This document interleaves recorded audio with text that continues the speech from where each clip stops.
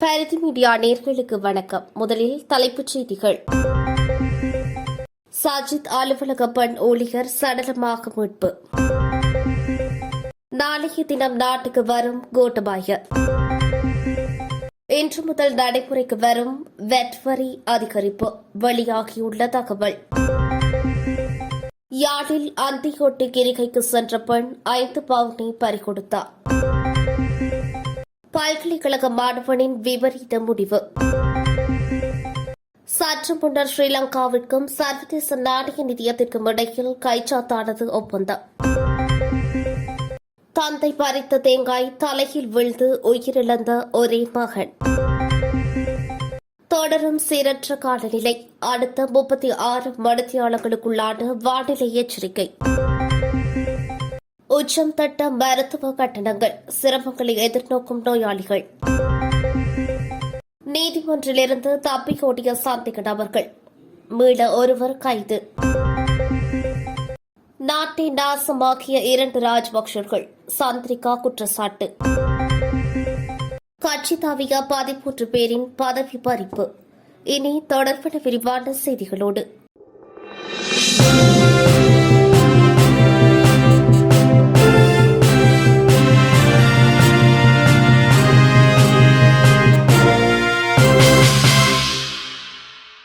கேகாலை ஐக்கிய மக்கள் சக்தி அலுவலகத்தின் பெண் ஊழியர் ஒருவர் அலுவலகத்தின் பின் அருகில் உள்ள படுக்கையில் வைத்து சுட்டுக் கொல்லப்பட்டுள்ள நிலையில் மீட்கப்பட்ட சம்பவம் பரபரப்பை ஏற்படுத்தியுள்ளது. இந்த சம்பவம் இன்று இடம்பெற்றுள்ள நிலையில் கொல்லப்பட்டவர் 36 வயதுடைய கேகாலை ஹபுத்தகல பிரதேசத்தைச் சேர்ந்த பெண் என போலீசார் தெரிவித்துள்ளனர். இதேவேளை குறித்த பெண் தன்னைத்தானே சுட்டுக் கொண்டாரா அல்லது வேறு யாரேனும் சுட்டுக் கொண்டனரா என்பது இதுவரை வெளிவரவில்லை என போலீசார் தெரிவித்துள்ளனர். தாய்லாந்தில் தங்கியுள்ள முன்னாள் ஜனாதிபதி கோட்டபாய ராஜபக்ஷ நாளைய தினம் நாடு திரும்ப உள்ளதாக தகவல்கள் வெளியாகியுள்ளன. கோட்டபாய ராஜபக்ஷ கடந்த மாதம் 24ஆம் தேதி நாடு திரும்பவிருந்ததாக அவரது உறவினரும் ரஷ்யாவிற்கான முன்னாள் தூதுவருமான உதயங்க வீரதுங்க தெரிவித்திருந்தார். எனினும் சில காரணங்களினால் அவரது பயணம் பிற்போடப்பட்டதாகவும் செப்டம்பர் மாதத்தில் அவர் நாடு திரும்பலாம் எனவும் அவர் அண்மையில் குறிப்பிட்டிருந்தார். இந்த நிலையிலேயே கோட்டபாய ராஜபக்ஷ நாளைய தினம் நாடு திரும்ப உள்ளதாக தற்போது தகவல்கள் வெளியாகியுள்ளன. இதேவேளை கோட்டபாய ராஜபக்ஷ நாடு திரும்பும் பட்சத்தில் முன்னாள் ஜனாதிபதி ஒருவருக்கு வழங்கப்படும் அனைத்து விதமான சிறப்புரிமைகளும் வழங்கப்படும் என தாம் எதிர்பார்ப்பதாக ஸ்ரீலங்கா பொதுஜன பெரமுனவின் பொதுச் செயலாளர் சாகர காரியவசம் தெரிவித்திருந்தமை குறிப்பிடத்தக்கது. வெட் அல்லது பெறுமதி சேர் வரி அதிகரிப்பு இன்றைய தினம் முதல் நடைமுறைப்படுத்தப்பட உள்ளதாக தகவல்கள் தெரிவிக்கின்றன. பெறுமதி சேர் வரி 12 வீதத்திலிருந்து 15 வீதமாக உயர்த்தப்பட உள்ளது. கடந்த செவ்வாய்க்கிழமை ஜனாதிபதி ரணில் விக்ரமசிங்க நாடாளுமன்றில் இடைக்கால வரவு செலவு திட்டம் ஒன்றை சமர்ப்பித்திருந்தார்.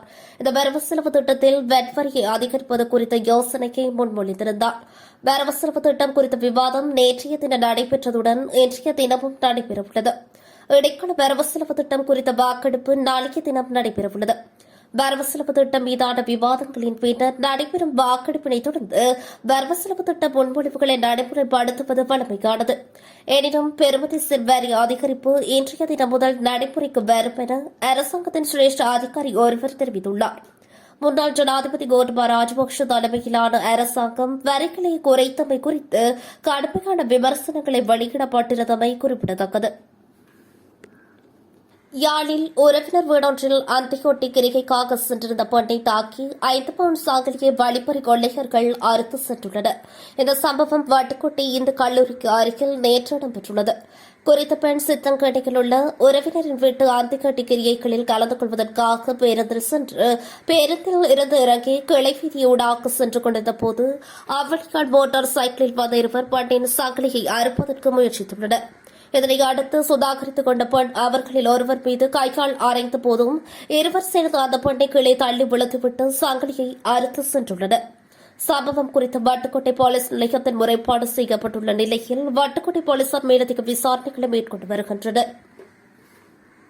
பேராதனை பல்கலைக்கழகத்தின் பொறியியல் பீடத்தின் 3ஆம் வருட மாணவனின் சடலம் மீட்கப்பட்டுள்ளதாக போலீசார் தெரிவித்துள்ளனர்.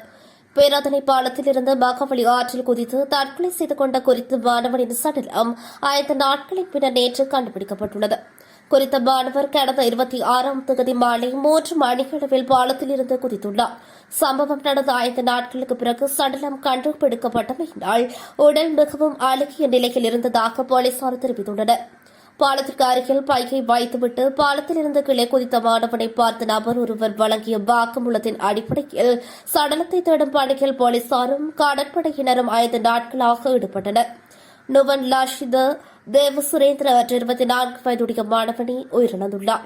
இவர் ஏகலியகொட பிரதேசத்தைச் சேர்ந்தவர் என அடையாளம் காணப்பட்டுள்ளார். குறித்த மாணவன் கொழும்பு ரோயல் கல்லூரியில் உயர்தரத்தில் அதிகூடிய Z புள்ளிகளை பெற்று சித்தி அடைந்ததன் பின்னர் பொறியியல் பீடத்திற்கு தெரிவாகியுள்ளதாக பல்கலைக்கழக தகவல்கள் தெரிவிக்கின்றன. ஸ்ரீலங்காவிற்கும் சர்வதேச நாணய நிதியத்திற்கும் இடையில் செயற்குழு உடன்பாடு எட்டப்பட்டதாக சர்வதேச நாணய நிதியம் சற்று முன்னர் உத்தியோகபூர்வமாக அறிவித்துள்ளது. இந்த விடயம் தொடர்பாக ஸ்ரீலங்கா அதிகாரிகளும் சர்வதேச நாணய நிதியத்தின் குழுவும் ஊழியர்கள் அளவிலான உடன்பாட்டை எட்டியுள்ளது.